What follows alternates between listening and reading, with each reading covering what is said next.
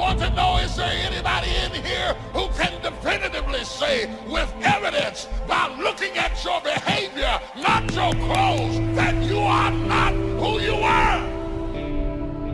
I mean, how many changes took place in 1 year? No matter what we want to think, no matter what we want to believe, we all changed in 2020. My life changed, my mind changed, my habits changed, my discipline changed. I am not who I was. And some of you, you're even watching this right now, and in just less than 10 months, your whole life looks completely different. And you weren't expecting that, you weren't planning on that, you had no idea those changes were coming. I suppose the question is, did you change for the worse? Or did you change for the better? Because everyone changes, but not everyone improves.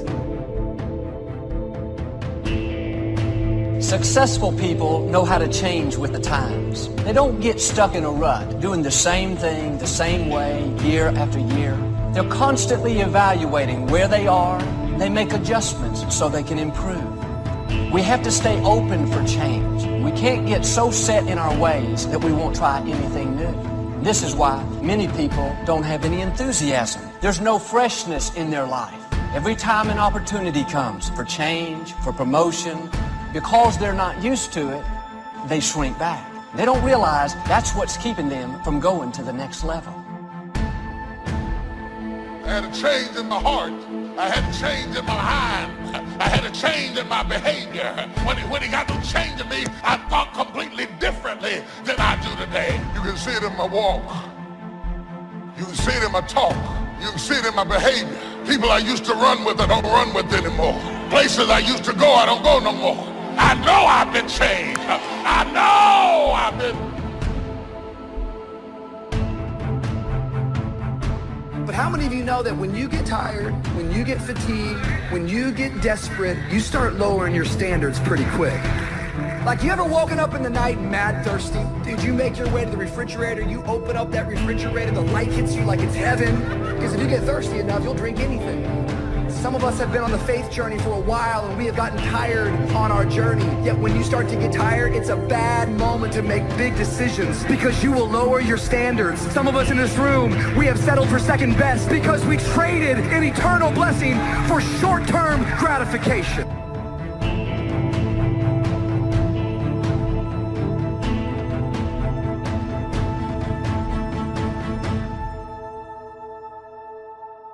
Napoleon said, number one, a leader needs unwavering courage. I don't know if I totally agree with the unwavering part of this or not, because sometimes our courage does waver a little. It bend but not break. Courage mounts up, and then sometimes we have the doubts that creep in, and we reach a little deeper to find that courage that overcomes our doubts and our fears. So I would probably debate a little bit with Napoleon on this unwavering courage, because sometimes courage does waver. But as long as it stays, as long as in the end there it is to serve you, the courage to do what you didn't think you could do, the courage to step into territory that might be a little unfamiliar, the courage to talk to somebody you don't know, the courage to attempt conducting a meeting, the courage to give your first testimonial, the courage to solve problems you couldn't solve before, that kind of courage. Courage to stand up when it's sort of dark in your corner, the courage to do it when it isn't going your way, seemingly. That kind of courage. Wavering a little at times, yes, because we all have doubts that attack us. We all have small fears that creep in. That is the nature of life. But that's what faith is all about. That's what courage is all about. To serve us when our doubts will not serve us well. Faith to overcome fear, and courage to overcome our doubts. Second, Napoleon said self-control. That, of course, is the very essence of life itself, is self-control. Because we all have this warfare going on. It's going on in the world, the warfare between liberty and tyranny. In our own body, the warfare between health and illness, the struggle is on. Struggle between light and darkness, the struggle between good and evil. I call it opposites in conflict. And as soon as you're born into the world, as soon as you find yourself and discover yourself on this spinning planet headed somewhere, you know that this exists. To be a civilized society, we must drive the dark side of our nature into a small corner and let the positive side flourish.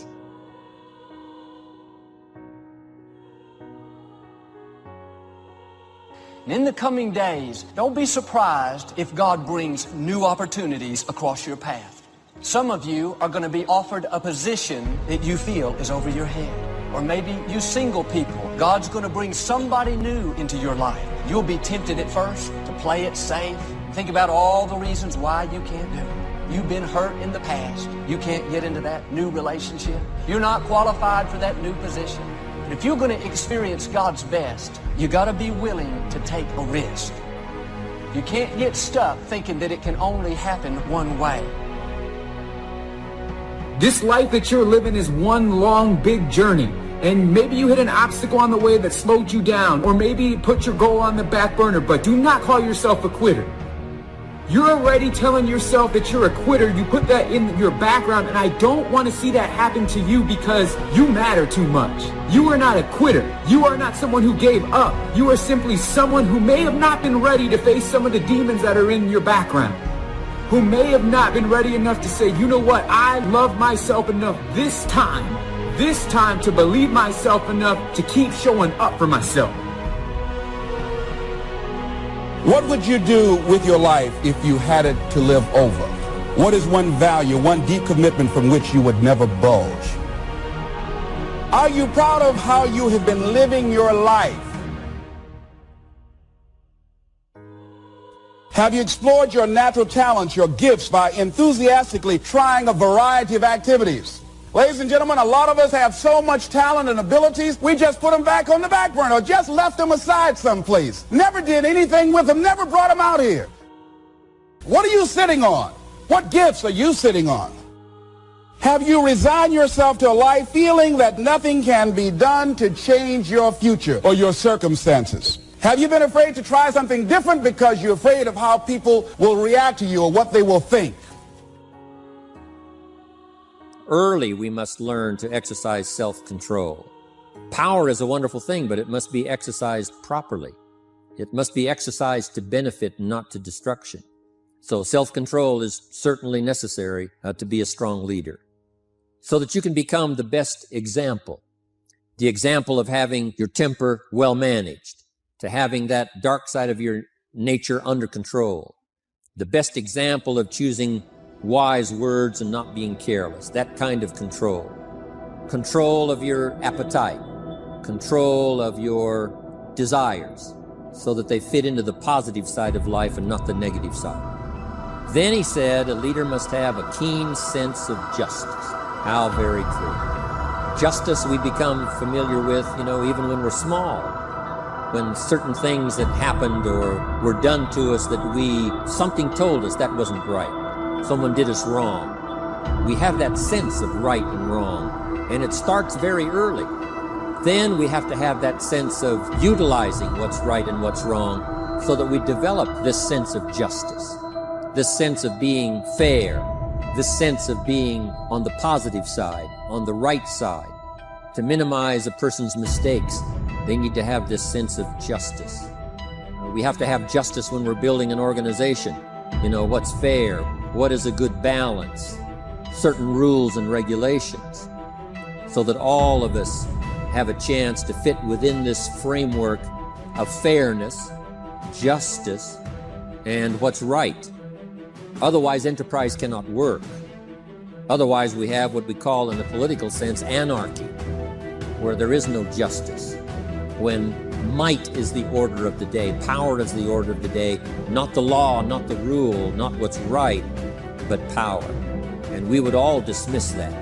It's been a catastrophe in the last 6,000 years, the governments that resorted to power instead of democracy, that resorted to intimidation instead of freedom.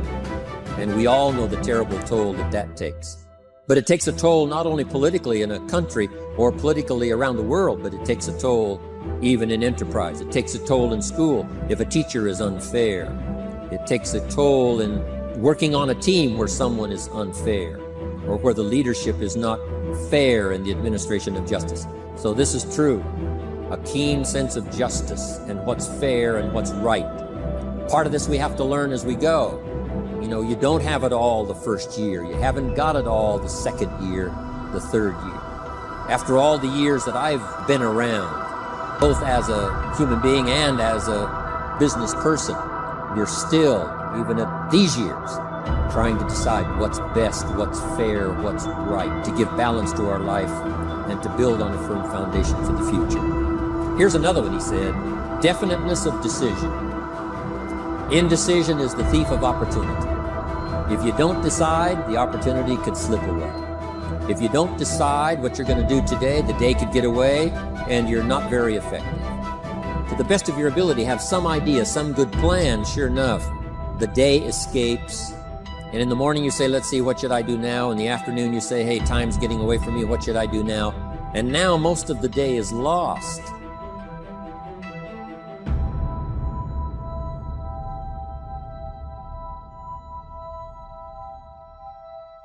When I know I need to change something, what I do is I change it. I've had people that listen to the podcast and they've reached out to me over the past few years, and one of the main messages that they took and put into action was actually putting things into action. These are just normal people, but they're normal people that knew they needed to make a change. And they decided they were going to make a change, and then they made it. And that is what you can do too. If you have something to change, if you want to change something, change it. Change it now. Find something that you can look at your life that you say, hey, I know I've got a problem in this area, being late. I need to take care of that. Procrastinating. I need to deal with that. Creating an imbalance in my life where I'm spending more time looking at television or having social fun and not spending enough time working on me. See, most people spend more time working on their jobs than they spend working on themselves. And whatever we achieve in life, whatever we create, whatever we're able to manifest comes out of the human mind. So many times, guys, we get distracted by things that we either have no control of or matter nothing to our goals. I want to ask you guys tonight, just do a little favor. And I want you to write down things that you focused on today that held you back from being the person that you want to be. Did you worry about the behavior of someone else, something that you got no control over? Or did you stress about something that hasn't even happened yet? Did you give yourself negative vibes because you're worried about something that you have a fear over? And then I also want you to write down things that you focused on today that helped get you closer to the person that you want to be. Did you eat right? Did you exercise today? What are things that you focused on today that you know are going to make you a better version of yourself so that you can show up stronger tomorrow than you did today? You've been given the dignity of choice. You don't have to repeat this year the same as last year. You can tear up last year's plan, develop a new plan. Now here's the choice on being a human being: to be part of all we were meant to be, or to be all, to strive for all, or half, or some. The choice is up to you to develop one skill or 10 skills. And this is all a matter of choice. And when someone says, no, you ought to learn 4, you got to resist all that, because this is personal dignity. And you don't want to destroy someone's dignity by doing all the oughts and then they feel reluctant to do it. Now we've got problems. Most of the day escapes not being utilized. It doesn't work for you simply because you didn't make those decisions early, at the early part of the day. The decisions we make in the early part of our life sometimes last for a lifetime. The early decisions that you make about what you're going to do with your life, those decisions are vitally important. If you neglect them and don't make them, sure enough, the time passes and the opportunity sometimes is diminished. And sometimes you spend a lot of time now catching up simply because you didn't make those early decisions.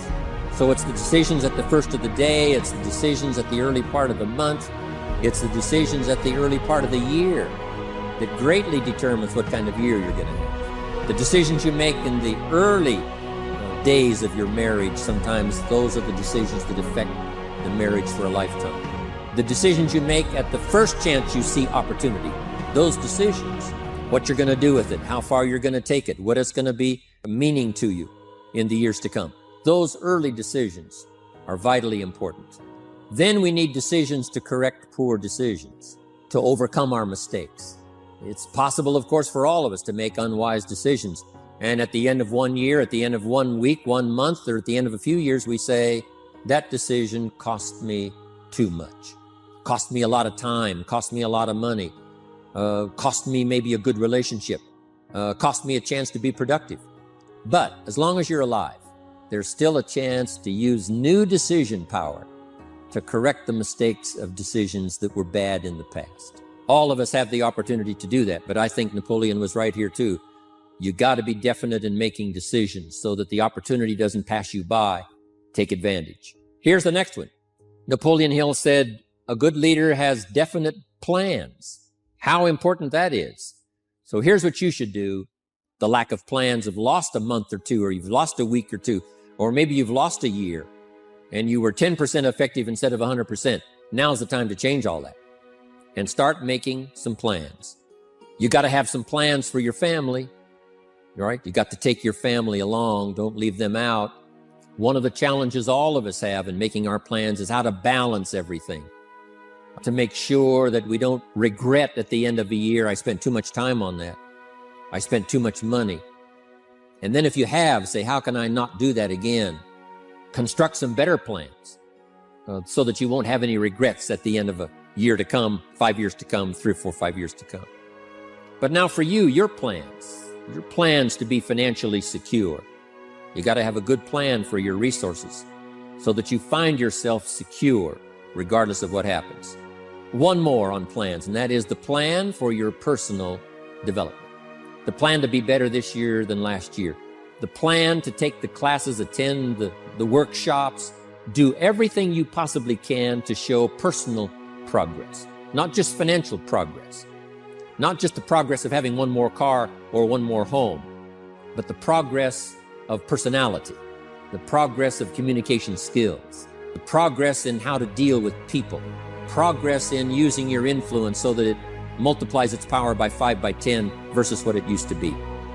You need those kind of plans. A plan for personal growth, personal development. Next, Napoleon Hill had a good saying. It was something my father had and passed it on to me as a good philosophy. And here's what he said. A good leader has the habit of doing more than what he gets paid for. What an incredible philosophy this is.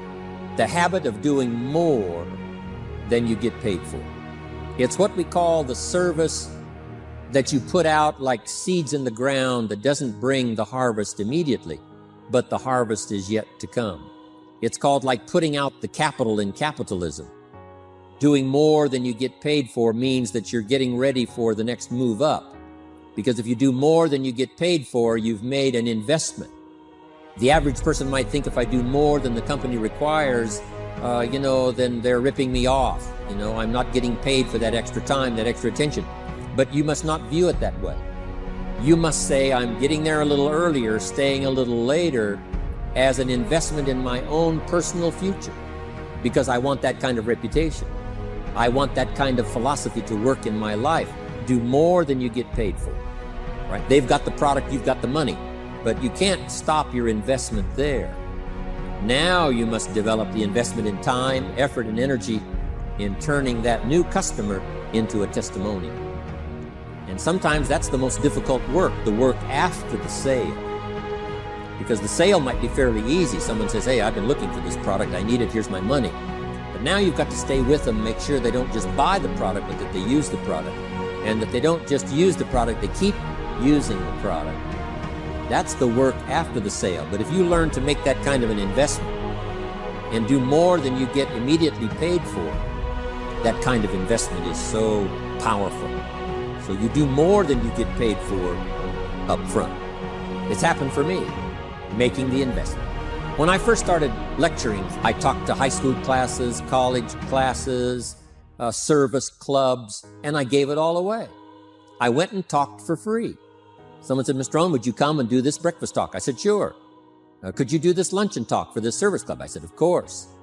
And all of that in the beginning was for free, primarily because I'd made my fortune. You know, I didn't need the money, but I did it for free. But look what it's made for me by giving that kind of service in those early days. And finally it led to business and led to an enterprise. And I was giving a seminar all those years ago here in Los Angeles, and Mark Hughes was in my audience. So what you don't get paid for, don't worry about that. Just render the service with the vision of the future that it'll come back multiplied if you have this kind of habit, this kind of philosophy. Next, Napoleon Hill talks about personality. You need a pleasing personality. There's many parts to your personality. One is your working personality. You know, the kind of behavior, the kind of attitude that you need, especially in the public. Some things you can kind of get by with being a little careless, maybe in private, but in public, where it counts so much in your paycheck, it counts so much in building your business for the future, your own personality. But here's what you also must remember. You develop your personality in private so that it serves you well in the public. Sometimes we get the mistaken idea, I can be careless with just these few and be more careful when I have 1,000. But see, that doesn't work that way. Careless with a few, sure enough, that will creep into your presentation for 1,000 people.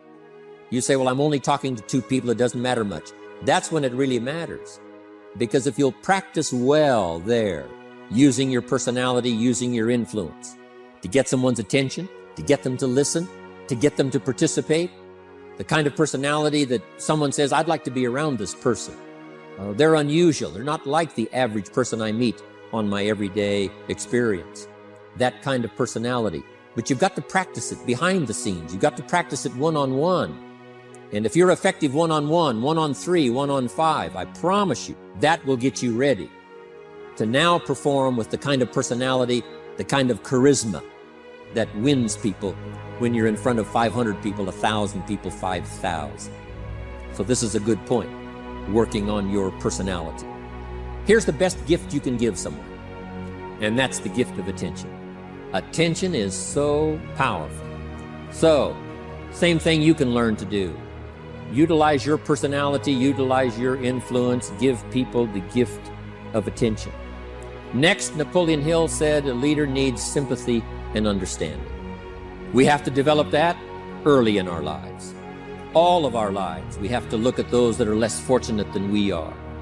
Those who need a helping hand, and especially now we learn to look at those who need an opportunity, those who need a change in their health, those who need a change in their life and in their lifestyle. It's this kind of sympathy and understanding that drove Mark Hughes to construct the company. It took that kind of understanding, that kind of sympathy, that kind of deep emotional feeling. Then Mark understood what it meant to be poor. He understood what it meant not to have. He understood what it meant to be short on finances, on resources. He understood what it meant to lack full formal education. He knew all of those lacks. And instead of crying about it, he said, what I will do is change it for myself, and then I'll help other people that have the same challenge. Lack of education, lack of the money, lack of the resources, lack of good health, faced with all kinds of difficulties they can't solve. I'll get mine solved, and then I'll be strong enough and have the skills to where I can help other people. That kind of leadership quality is so powerful. That kind of understanding. Here's the next one. A leader must have, Napoleon said, a mastery of the details. How very true. All can be lost with just a couple of missing details. The drama is in the details. Someone says, I lost 30 pounds. Well, 30 pounds is 30 pounds, but that's not the drama. The drama is, where were you before? Now someone begins to give us some of the details. And then after they've lost the weight, now how they feel. Now their self-confidence has been restored. Now they feel better about themselves. The drama is in the details. But this is also important in the details of your day, the details of your business, the details of good communication. Master the details. Now here's the next 3. Willingness to assume full responsibility. Mark Hughes says, what happened to me might not have been my responsibility, but what I do about it is my full responsibility. I've had some people did me wrong. In his first couple of business experiences, he was done wrong. Some people ran off with the money. He was left holding the bag. But he said, that's what happened. and I was not responsible for what happened, but I am responsible for saying to myself now, what am I going to do about what's happened? If a hailstorm destroys the farmer's crop, he wasn't responsible for that. But his responsibility now begins when the hailstorm is over, when he asks the question of himself, what should I do now? Now that this catastrophe is over, now that the damage is done, now what should I do about it? And a philosophy I've taught all these years, it's not what happens to you that determines your future. It's what you do about what happens that determines your future. And this is a major part of it, accepting full responsibility. If you've got an organization, you're conducting meetings, and you're the leader, the responsibility ends with you. Someone else may mess up, make some mistakes, still your responsibility. Some things over which you have no control, understandable. But what you do about it now, how you fix it, the diplomacy you use, the strategy you use, that's the kind of responsibility now that depends on you. Also, you've got to be responsible for your future. Nobody's going to fix it. No one else is going to design it. No one else is going to come along and say, hey, I will make sure it all works well for you. You've got to take all the input. You've got to take all the testimonials, all the teaching, all the training, all the influence. Then you've got to have the responsibility of designing your life. You can design a life of prosperity, or you can design a life just to coast and get by. The responsibility belongs to you. Next is cooperation. Ideas, we take advantage of each other's input. We take advantage of each other's enthusiasm. We take advantage of each other's testimonial, and we take advantage of each other's willingness to grow. In those early days, Mark got the group together, Jerry Shatanovich, Doug Stuntz, the rest, and made some plans to cooperate. Said, no telling what kind of powerful meetings we can have if we work together. No telling how many people we can affect, even right away, if we work together. You do this part, you do this part, I'll do this part, we'll make it work together, and we'll get the ball rolling. There's an ancient phrase that says, if 2 or 3 agree, nothing is impossible. If they agree on the same project, if they agree on the same vision, if they agree on how to get there, I'm telling you, nothing is impossible. Nothing can stand in their way. Just 2 or 3. If we cooperate, there's nothing we can't do. There isn't anyone we can't touch with this incredible story. Cooperation. That's why I'm here. Send out some ideas. Give you some notes to take, something to think about and ponder, something to talk about with the people that you associate with and are building your business. That kind of cooperation is going to make this a powerful year. But it'll get us to much more than just those numbers. It'll get us to a place of honor, respect, prestige, influence, feeling good about ourselves for the hard work that we're doing, cooperating with each other. Now, here's the last one. Napoleon Hill said, a major attribute of leadership is vision. Vision is in many parts. One, a vision for your own course to follow. A vision for you, for yourself. A vision for your financial future. A vision for your health. A vision for your wealth. A vision for you to latch onto and make something out of. A vision for your family. Because vision must now lift others as well as ourselves. Guess what our family is counting on? That we'll be able to see things that at first they cannot see. That we'll be able to look further into the future than perhaps they will be able to look. The same is true with your organization, the people that are around you. They're counting on your vision. Perhaps you've been there a little longer than they have. Maybe you've been there a lot longer than they have. And they will look to you to help them see things that they can't see in the beginning. And if you will do that, develop that attribute of leadership, I'm telling you, you'll have such a dramatic effect on your organization, it will be unbelievable. A vision for yourself, a vision for your family, a vision for your organization, a vision for the people that you're close to.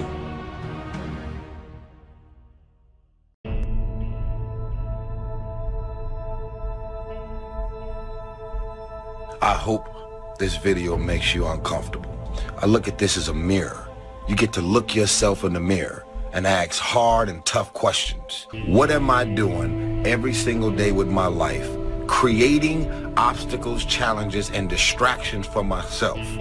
Creating distractions for myself because of all of this pressure that I live under, trying to make all of these people think that I'm doing it big.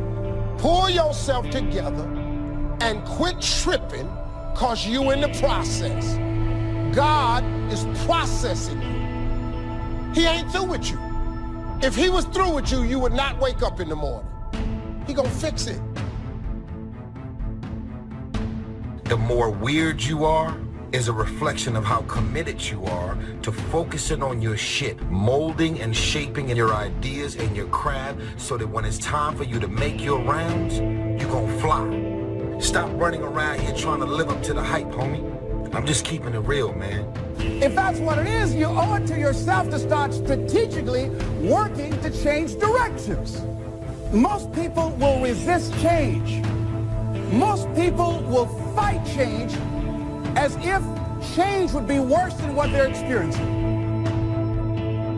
It's not what happens that determines your life future. It's what you do about what happens. All of us are in like a little sailboat. And it's not the blowing of the wind that determines your destination, it's the set of the sail. If all you do is stay in little-minded, muddy mud puddles of small thinking, you'll never grow any bigger. And some of you, it's time to get out of the mud puddle and get into a lake. And some of you need to get out of the lake and get into the ocean and let God release your potential.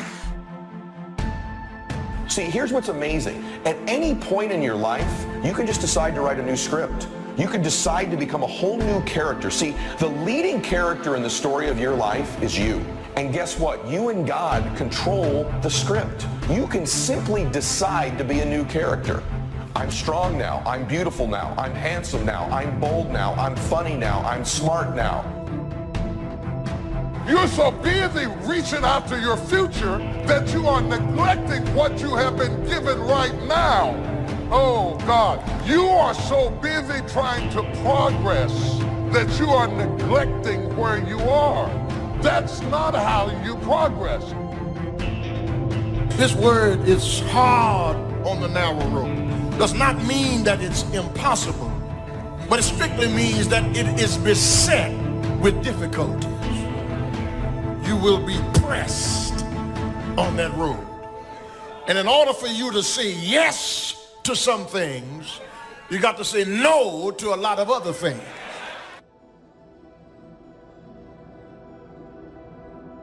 Master where you are, and then you get promoted to where you're going. You don't neglect where you are trying to reach after where you're going, because if you learn how to do great things in a small place, you're going to do great things in a larger place, and you're going to be great over here. Opportunity mixed with difficulty. Now, sometimes there seems to be more opportunity than difficulty, and then sometimes there seems to be more difficulty than opportunity, but the mix isn't going to change. After expansion comes recession. But after recession comes expansion. Not to think so, see, is naive. And once you've got just a little of this stuff settled, then you know exactly what to do. You know exactly what to anticipate, so you can be ready. You can never shine trying to sit on someone else's sun. You can never figure out who you are if you're consumed in everything that everybody else is and what they're doing and the moves that they're making. There is a saying that you have to fake it until you make it. Most of y'all have been faking it for so long, you're never gonna make it. Most of y'all have been faking it so long, you now believe your own tricks. Most of y'all have been living a lie for so long that you believe your own lies because you're trying to chase someone else's life. There's something in you, in your heart of hearts, that said, I'm not going to let anybody pull my strings. That said, I'm going to control my own personal economy. That said, I've got a dream I want to achieve. That said, I am the captain of my ship. That said, I'm going to control my destiny. And whatever it takes, I'm willing to do the work. In the morning, devour something. Throw your whole self at something. You'll never know what you can do and what you can be until you throw your whole self at it. Devour it. I mean, devour it. Don't try it. Devour it. Attack it. Attack it like you're going to kill it. Devour the prey. And in the evening, you divide the spoils. We have it backwards today. We want to divide the spoils in the morning. So we're blinging when we ought to be devouring. See, don't worry about whose name you wear when you're young. Worry about your name.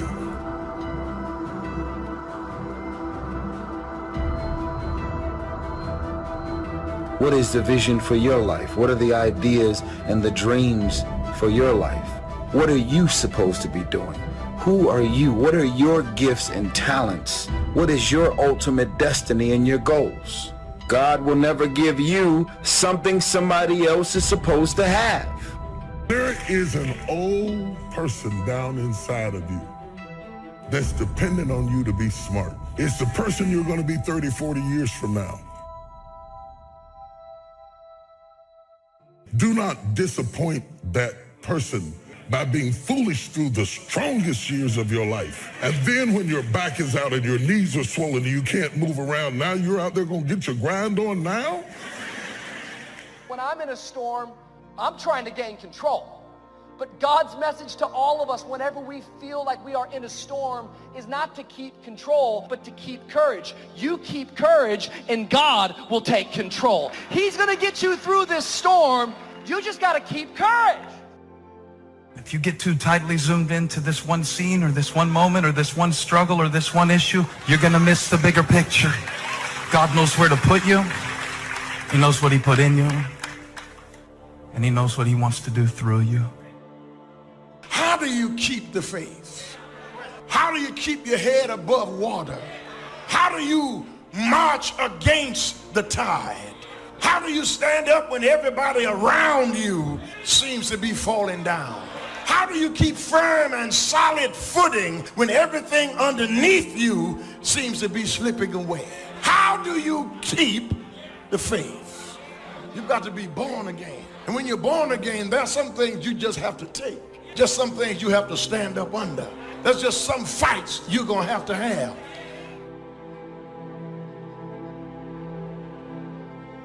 If your friends judge you for being real, they're not true friends. A true friend will accept you for who you are, faults, weaknesses, shortcomings, and all.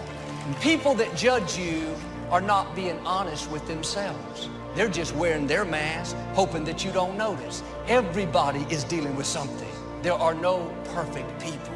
But we live in a society that stresses image. It tells us if we don't have it all together, if you don't wear the latest, drive the latest, then you're less than. This creates all kinds of pretending, trying to impress. And that may feel strong, but in fact, it's weak. If you can't be honest with yourself, if you have to hide your struggles, act a certain way to keep up your image, that's going to keep you from your full potential. God is not looking for the ideal you, the pretend you, the future you. He's looking for the real you. Only quality people. As you think about your goals and dreams, this is not for everybody. You want to build an organization with only quality people. Not people who need more, but people who want more. You want to surround yourself with people that are hungry.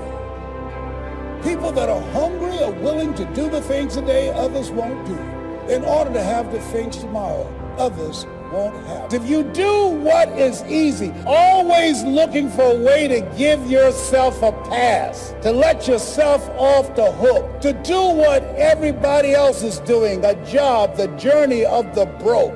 If you do what is easy, your life will be hard.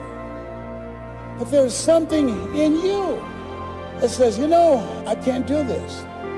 I can't do this anymore. It's not what you are that holds you back. It's what you think that you are not. That's what holds you back.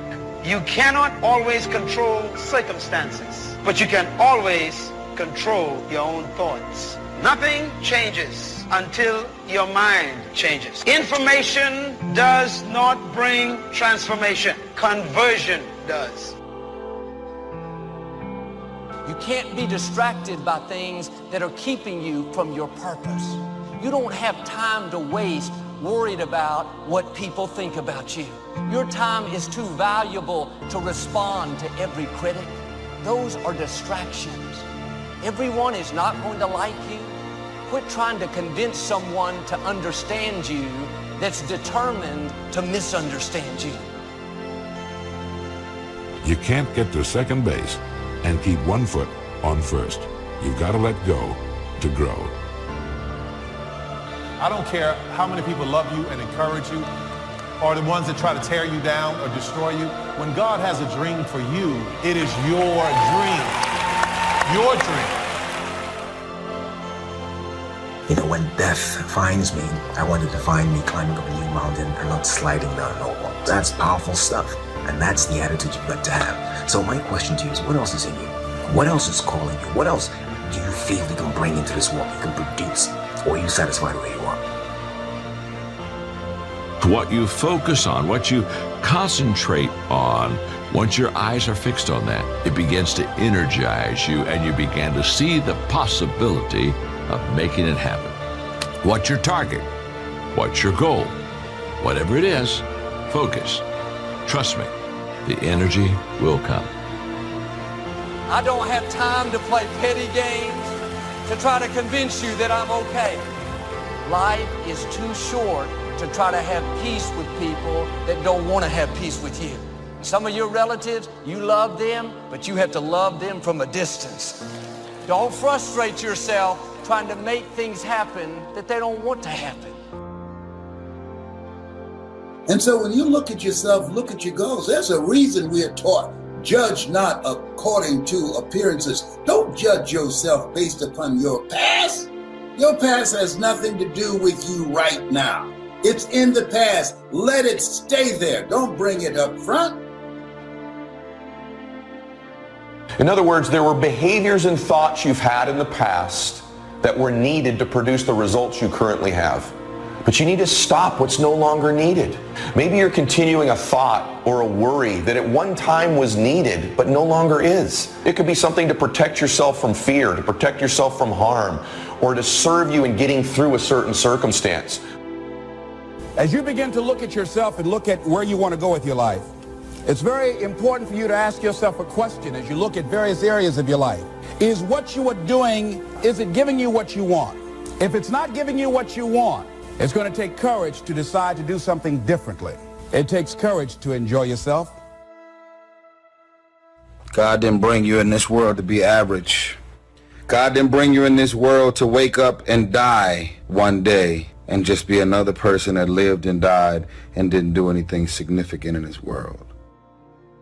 You have the right and the power within yourself to choose the direction you want to go. But in the process of making that choice, understand that God is sovereign, and when everything is said and done, he will have his way. You're still alive, so therefore God is not done with you. You're still here. God has a plan for your life. Everything you're going through is preparing you for what you ask God for. You just got to quit tripping while you're in the process, because the process is necessary. You may not see it now, but when he gets you on the other side of it, you're going to see exactly why it went that way, and you're going to be okay with it. Pull yourself together and quit tripping because you're in the process. God is processing you. He ain't through with you. If he was through with you, you would not wake up in the morning. He gonna fix it. You don't have to lose your faith just because God didn't say yes to what you requested him to do. You don't have to have a nervous breakdown, a pity party, throw in the towel just because you didn't get the job, didn't get the house, didn't get the healing, didn't get what you wanted from the Lord. Do you realize the percentage chance of you being born when you were born to do what you do, and you're going to walk around in self-doubt trying to figure out if God chose you? You ought to know God chose you. You ought to believe God chose you, and you ought to go through your life with your head held high no matter what is in your bank account, because I'm chosen. We don't need faith to direct us when everything falls into place. We need faith to sustain us when all hell is breaking loose. I don't need you to tell me how to act when I get healed. I need to teach me how to survive when I don't get healed. I don't need you to tell me how to shout when I got a new job, a new house, a new car. I got enough sense to be happy when things go right, but teach me how to be happy when all hell is breaking loose. Things are getting bad instead of better. Teach me how to stand when it's raining down on my face, and tell me how to keep trusting God when he says no. When you ask God for something, quit tripping. He got it from him. Well, Lord, if I could just stay with him a little bit longer. Maybe you don't need him. Maybe he the reason you ain't got nothing now. Well, I don't want to leave him because I've been with him 8 years. Well, hold up. Whoa. You want 8 more years of this? The only reason I'm telling you this, because this is how I made it. I just do me. I'm just being me. I stay uniquely who I am because you are okay just the way you are, because God made you uniquely who you are. He wanted you to be just like you are. God won't bless who you pretend to be. He looks beyond the mask, beyond the superficial. Being vulnerable is not a weakness, it's a strength. But when we pretend, try to impress people, live for our image, that puts pressure on us. We have to perform, make sure they think I'm good, I'm strong, I'm talented. Take off the mask. You can be real. What they think of you doesn't really matter. They don't control your destiny. If you do one thing well, you can still dabble in other things as hobbies in your free time. But if you're trying too many things and not very successful in any of them, you won't enjoy yourself, you won't know any real accomplishment. It is this attitude that invariably brings success. You know, one of the things that human beings underestimate dramatically is their capacity to get great at something if they're totally immersed in it. Because you are way more powerful than you know you are if you went crazy, psycho, obsessed, laser focused on anything, even something you're totally ill-prepared for. This life here, this is not me. This is not working for me. I want a way out. I want to do something else. This job, it's not me. Many people are staying where they are, even though the place where they are is not them. When there are major changes that you need to make in your life, and you don't make them, after a while, you become blind to them. There's a whole generation. Everybody wants purpose. Not very many people want process. I want to encourage you today. Every one of us, we are all just passing through. We are all just going through this life. This place called Earth. I love my life. I'm grateful for life, but I understand this is temporary. I'm living for an eternal perspective. This life is temporary. I want to live my life on mission. This is a key phrase now to use the rest of your life. You must learn to discipline your disappointment because you didn't set up the setup, and that is not of your making. Now, if you made gross errors and you ran them off, see, that'd be different. Now, you're responsible for that. But if it's in the normal course of things, this is the way things are. So you look at this thing called life, it's about transformation. It's about disruptions and about miracles because you have miracle working power. Don't judge where your situation is right now, even if you don't have any evidence to the contrary. Judge not according to appearances. See, that's why you have to have big dreams, because your dreams have to be bigger than all your fears and all your consequences. What makes people go back is you dream too small. See, your problem in life ain't if you aim too high and you miss it. Your problem in life is if you aim too low and you hit it. That's, you messed up now. You've got to develop this might be the day attitude, all right? This might be the day. Well, why do you keep coming back? Why do you keep acting so strong? Well, because this might be the day. This might be the day I discover myself. This might be the day I get my breakthrough. This might be the day I fall in love, right? This might be the day. That's the kind of attitude you've got to have when it comes to looking at what it is that you want. This might be the day. If you're not eating or mowing your lawn or thinking or working or living better today than you were a year ago, you've got yourself a little problem. Maybe you're hanging on when you should be letting go. And there are things that happen to us, experiences that we have along the way that prevent us from working through the mental block of acting. And so what I want you to think about, what is there that you know you need to do, that you want to do this, but for some reason or another, you've been holding back. You just have not been able to gather your nerves, or putting it off, or justifying, or blaming. Some reason or another, you just haven't done it. Climb and maintain. You've got to climb and maintain. If you don't remember anything else I said today, remember climb and maintain. If it's turbulent and there's trouble, go higher. Don't sit there. If the devil is breathing down your neck, he's right where he's supposed to be. But if you want him to flee, just submit to God and resist him, and he's got to flee. I've never seen anybody in the presence of God worshiping and praising, and the devil was able to stay. If you want him to flee, you got to pray and worship. You got to climb and maintain.